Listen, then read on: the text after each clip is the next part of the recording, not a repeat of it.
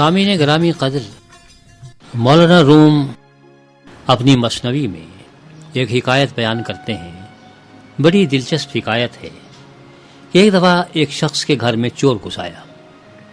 مالک مکان اٹھ بیٹھا، جاگ گیا اور وہ چور کے پیچھے بھاگ لیا۔ آگے آگے چور، پیچھے پیچھے مالک، بھاگے چلے جا رہے ہیں۔ ان صاحب نے بڑی دوڑ لگائی بھائی، 2-3 کھیتوں تک اس کا تعاقب کیا، آخر چور نڈھال ہو گیا اور یہ اس پہ ہاتھ ڈالنے والے ہی تھے کہ پیچھے سے کسی نے آواز دی، بھائی واپس آ جاؤ اور اپنے گھر کی خبر لو۔ اس نے سمجھا کہ شاید گھر میں کوئی دوسرا چور گھس آیا ہے، کہیں ایسا نہ ہو کہ وہ میرے بچوں کو نقصان پہنچا دے۔ وہ بیچارہ واپس آیا اور اس شخص سے کہا کہ بھائی کیا بات ہے؟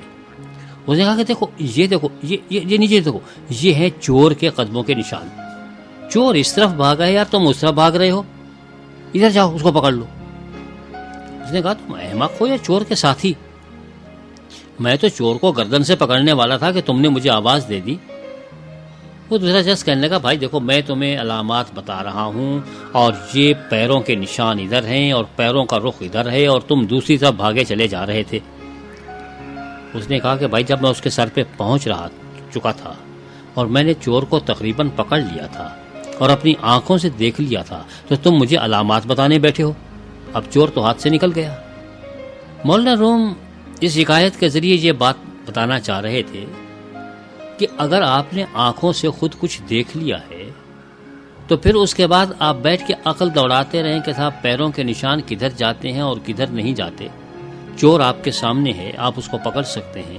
اگر آپ نے ذات کو پکڑ لیا ہے تو آپ صفات کے پیچھے کیوں بھاگے پھریں گے؟ اب آپ اس کو دوسرے طریقے سے سمجھنے کی کوشش کیجیے۔ وہ یہ ہے کہ اگر آپ اصل کو گم کر لیں اور صرف نشان ہی ڈھونڈتے رہیں تو اس کا کوئی فائدہ ہے؟ وہ کہتے ہیں کہ نکل گیا ہے سانپ، اب لکیر پیٹا کر۔ تو آپ لکیر کے پیچھے لگے ہوئے ہیں کہ لکیر ادھر جا رہی ہے، سانپ نکل گیا۔ علامات تو اس وقت دیکھی جاتی ہیں جب کہ آپ کو حقیقت حال کے بارے میں معلوم نہ ہو۔ جب آپ نے اس چور کو پہچان لیا کہ یہ چور ہے اور آپ کے آواز دینے پہ وہ بھاگ بھی کھڑا ہوا اور آپ نے جب اس کا تعاقب کیا تو وہ رکا نہیں، اس نے کہا نہیں بھائی میں چور نہیں ہوں، یار میرے پیچھے کیوں بھاگ رہے ہو، تو ظاہر ہے کہ اس کا چور ہونا بھی ثابت ہو گیا۔ اور اس کے بعد جب آپ اس کو پکڑنے والے ہیں، کوئی دوسرا شخص آپ سے یہ کہتا ہے کہ نہیں اس کے پیروں کے نشان تو ادھر جا رہے ہیں، تم غلط سمت میں جا رہے ہو۔ یعنی یہ کہ آنکھوں دیکھا کان سنے کے برابر نہیں ہوتا۔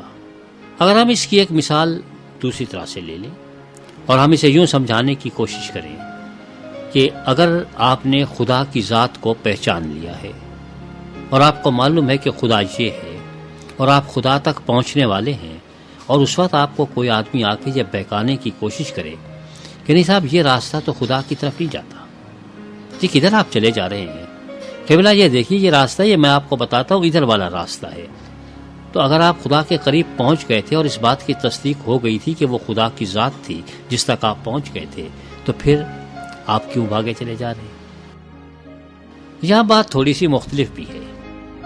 ہم عام طور پر یہ تصور کرتے ہیں اسی چور کے تعاقب کو سامنے رکھتے ہوئے کہ خدا آگے آگے بھاگ رہا ہے اور انسان اس کے پیچھے پیچھے بھاگ رہا ہے، اور لہذا ایک دن یہ انسان جا کے خدا کو پکڑ لے گا۔ لیکن یقین جانیے وہ دن کبھی نہیں آئے گا جب آپ خدا کے پیچھے بھاگ کے خدا کو پکڑ سکیں، کیونکہ چور کو تو آپ تھکا دیں گے، اسے ادھموا کر دیں گے، نڈھال کر دیں گے، لیکن خدا کو کہاں اس کے ساتھ آپ بھاگ سکتے ہیں؟ اتنی سپیڈ کہاں سے لائیں گے؟ اس رفتار سے آپ بھاگ نہیں سکتے۔ تاریخ یہ بتا رہی ہے اور میرے مولا سیدنا مسیح سلام علیہ یہ فرماتے ہیں کہ صورتحال یہ ہے کہ خدا انسان کے پیچھے بھاگ رہا ہے کیونکہ انسان خدا سے دور بھاگا جا رہا ہے۔ یہ خدا آپ کو پکڑنا چاہتا ہے کہ بھائی تم غلط راستے پر بھاگ رہے ہو، اور انسان آگے بھاگا جا رہا ہے۔ اور بہت سارے لوگوں کے ساتھ یہ ہوا کہ جو خدا سے دور بھاگ رہے تھے، جب خدا نے پکڑ لیا اور انہوں نے خدا کی آنکھوں میں آنکھیں ڈال کے دیکھا تو اس کے بعد پھر سوائے حقیقت کے اور کچھ نظر نہیں آیا۔ دوسرے شاید آپ کو علامات بتائیں گے، جیسے یہ شخص علامتیں بتا رہا تھا کہ پیروں کے نشانات دیکھو، ان کا رخ کدھر ہے، یہ ادھر جا رہے ہیں، بہت سارے عقلی دلائل بھی لے کر آئیں گے۔ لیکن خدا خدا ہوتا ہے، خدا کی قربت خود اپنا احساس دلاتی ہے۔ آپ کو خود معلوم ہوتا ہے کہ میں خدا کی قربت میں ہوں یا کسی اور کی قربت میں۔ اللہ کی قربت میں سکون ملتا ہے، غیر اللہ کی قربت میں سکون نہیں ملتا۔ اگر آپ اللہ کے ساتھ ہیں اور اللہ آپ کے ساتھ ہے تو پھر آپ کے دن آرام سے گزرتے ہیں۔ اس کا مطلب یہ نہیں ہے کہ آزمائشیں نہیں آئیں گی، اس کا مطلب یہ نہیں ہے کہ امتحان نہیں ہوں گے، ہوگا، سب کچھ ہوگا، بلکہ اوروں سے بھی سخت ہوگا، لیکن آپ کو اندر سے سکون قلب حاصل ہوگا۔ لیکن اگر آپ غیر اللہ کے ساتھ ہوں گے تو چاہے آپ کو باہر کتنے ہی حالات پرسکون کیوں نہ دکھائی دیں، لیکن آپ کے اندر دل آپ کا کہتا رہے گا کہ ہو نہ ہو کہیں پہ کچھ نہ کچھ خرابی ضرور۔ ہمارا خیال یہ ہے کہ جب مولانا روم نے یہ حکایت بیان کی، یہ چور کے تعاقب والی، اور یہ کہا کہ صاحب وہ مالک مکان چور کو پکڑنے والا تھا کہ کسی اور شخص نے یہ آواز دی اور یہ کہا کہ نہیں راستہ وہ نہیں ہے بلکہ یہ ہے، تم غلط راستے پر چل رہے ہو، تو اس مالک مکان نے ایک سوال کیا تھا اور یہ کہا تھا کہ تم احمق ہو یا چور کے ساتھی۔ ہم جب خدا کے پاس پہنچنے والے ہوتے ہیں تو عام طور پر ہمیں شیطان آواز دیتا ہے اور وہ احمق نہیں ہے لیکن وہ چور کا ساتھی ضرور ہے۔ بہت سارے گمراہ کرنے والے ہمیں گمراہ کرنے کی کوشش کرتے ہیں، راہ حق سے ہٹانے کی کوشش کرتے ہیں، کبھی لالچ دے کے، کبھی دھمکیاں دے کے، کبھی عقلی دلائل پیش کر کے، کبھی کچھ اور کر کے۔ لیکن جس نے اپنی آنکھوں سے دیکھ لیا اب وہ دوسری کی سنی سنائی باتوں پہ کیسے توجہ دے سکتا ہے؟ وہ جو فارسی میں کہتے ہیں کہ شنیدہ کہ بود مانند دیدہ، کہ جو آپ نے سنا ہے وہ اس کے برابر تو نہیں ہو سکتا جو آپ نے اپنی آنکھوں سے دیکھ لیا ہے۔ تو جن لوگوں نے اپنی آنکھوں سے پروردگار کا حسن و جمال دیکھ لیا ہے، اب انہیں نہ دلائل مروب کر سکتے ہیں دوسروں کے، نہ لالچ، نہ دھمکیاں، نہ دھونس، نہ دھاندلی، کچھ بھی نہیں۔ اب آپ اگر خدا کے قریب پہنچ چکے ہیں، بلکہ یوں سمجھ لیجئے کہ آپ بھاگتے بھاگتے تھک چکے ہیں اور خدا آپ کو پکڑنے والا ہے، اور اس وقت وہ آپ کو اپنی حفاظت میں لینا چاہتا ہے کہ میاں جس راستے پر بھاگے جا رہے ہو جو بڑا خطرناک ہے، اور اسی وقت شیطان بھی کہیں سے پکارتا ہے کہ نہیں واپس لوٹاؤ، واپس لوٹاؤ، تو آپ کو کس کی سننا چاہیے؟